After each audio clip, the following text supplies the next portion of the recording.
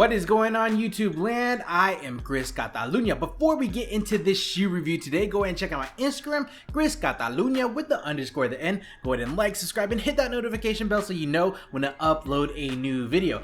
And this video would not be possible without the efforts from Kicking It ATX.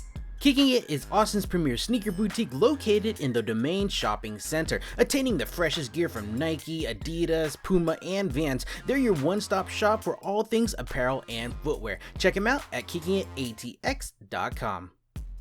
Forgive me if I'm not in my normal setup. I'm actually working from home in San Antonio as opposed to my apartment in Austin, Texas. But let's get into it. Today we are talking about that new release, that Air Jordan 1 in the tie-dye blue colorway.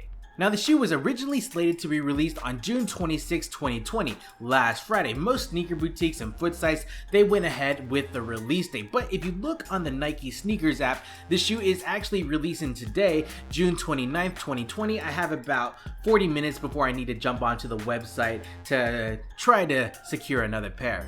The release procedures of the tie-dye ones, most foot sites, most sneaker boutiques, of course Nike sneakers, they got these shoes, but a lot of them didn't receive a lot of pairs of them. So it's not your typical GR where you receive like a massive amount of them. I'm actually wondering how many pairs of these are actually going to be on the market. The tie-dye ones retailed at a price point of $170 USD. Add your taxes and your VAT just based on where you reside. Looking at the resale market, looking at StockX, GOAT, SneakerCon, your men's sizes, which is a women's size 10 to a women's size 12, I think that was the highest offered. This is going anywhere between $250 to $300 USD.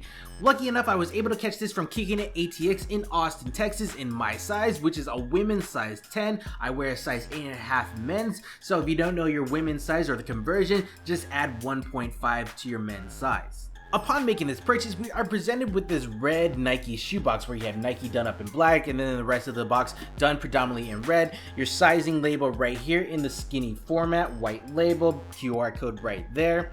Of course, in removing the lid, you get the tissue paper with the shoes inside. I've already removed the shoes, tissue paper right here.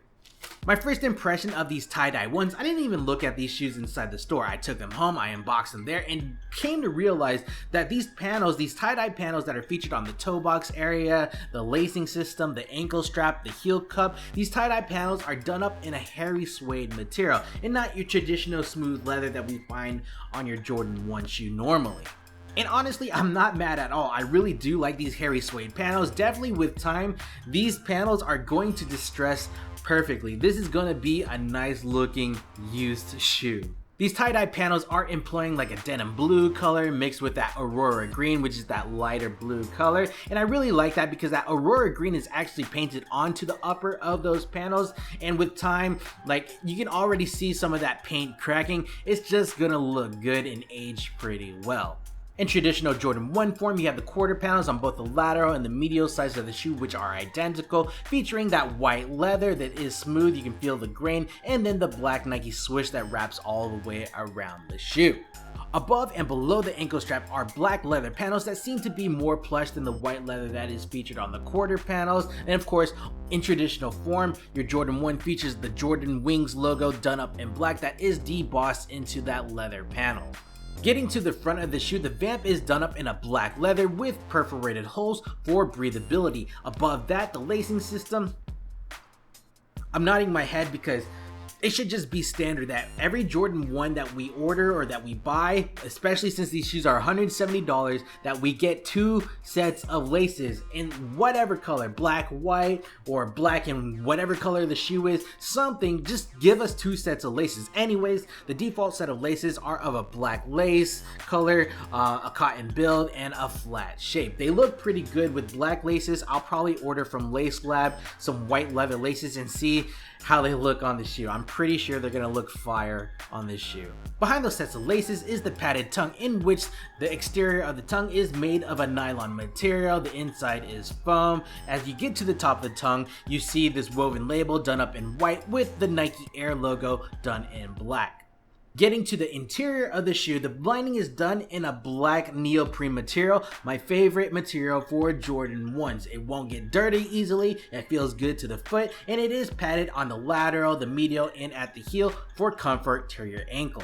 Now normally I would show you the insole, but it was pretty difficult to try to remove this insole out of the shoe. It was glued down pretty heavily and I didn't want to put a heat gun to it, but the Nike Air logo that is at the heel is done up in a white color. The fabric is done up in black, and of course it's going to be of the thin variant that's pretty typical of Jordan 1 shoes. The midsole of this tie-dye one is employing a white rubber component that is going all the way around the base of the shoe. The technology involved, they are using a Nike Air unit at the heel of the shoe for cushioning and impact resistance. Moving to the outsole of the shoe, this is done up in a black color, which I really like. It gives that contrast of color from the tie-dye in the white. And this is done up in a blown rubber material to enable durability and flexibility. Of course, with your typical Jordan 1, you have your circles at the top, your grid mark system at the bottom, and your Nike branding in the middle of the shoe. Concerning the sizing chart on this shoe, this is being offered from a women's size 5 to a women's size 12. With men's sizing, that's like a men's size 3.5 to a men's size 10.5.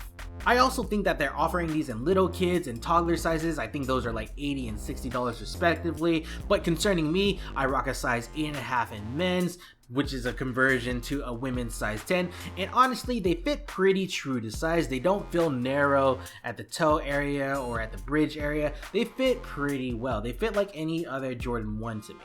In terms of comfortability, if you've never worn a Jordan 1 shoe before, they're pretty flat. They don't offer a lot of cushioning or support. Normally I have to put in a soft sole insole because I need arch supports. You can check the insoles that I use in the description below.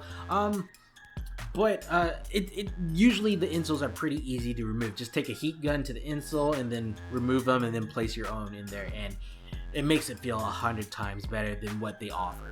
Overall, I really do like the tie-dye ones. I think it's a cool looking shoe. I love the panels that go all the way across it. I love that Aurora green color. I love that denim blue color. And I love that it's done in a hairy suede material as opposed to the smooth leather that's typically found on a Jordan 1 shoe. It really did catch me off guard in unboxing this shoe. Now, at the $170 price point, if we're gonna set all Jordan 1s at $170, please include a second set of laces. I would have loved to have rocked this with a white set of laces, or even like that Aurora green or a denim blue set of laces. Just include 2 sets of laces for Jordan 1s, please. Nike, Jordan. I really do like this tie-dye one. I know there are a lot of guys out there that won't think outside the box. They think just because it says women's Jordan shoe that it's off limits to them. Shoot, I wear an 8.5. If you wear anywhere between a men's 8.5 and a 10.5 and you don't pull the trigger on the shoe, you're definitely missing out. This is a good looking shoe. Alright guys, I think this is a good stopping point for this video. What do you think about this Women Air Jordan 1 in the tie-dye colorway? Good pickup? Bad pickup? Are you going to try to cop on sneakers today? Let me know your thoughts, or if you get the W, down in the comments below. Go and check out my Instagram, Chris Catalunya with the underscore at the end. Go ahead and like, subscribe, and hit that notification bell so you know when I upload a new video. And guys, thank you. Once we get to 25K, we'll host another raffle. But yeah, that's pretty much it. Alright guys. I'm Chris Catalunya, and we will check you next time. Cheers! Sige na!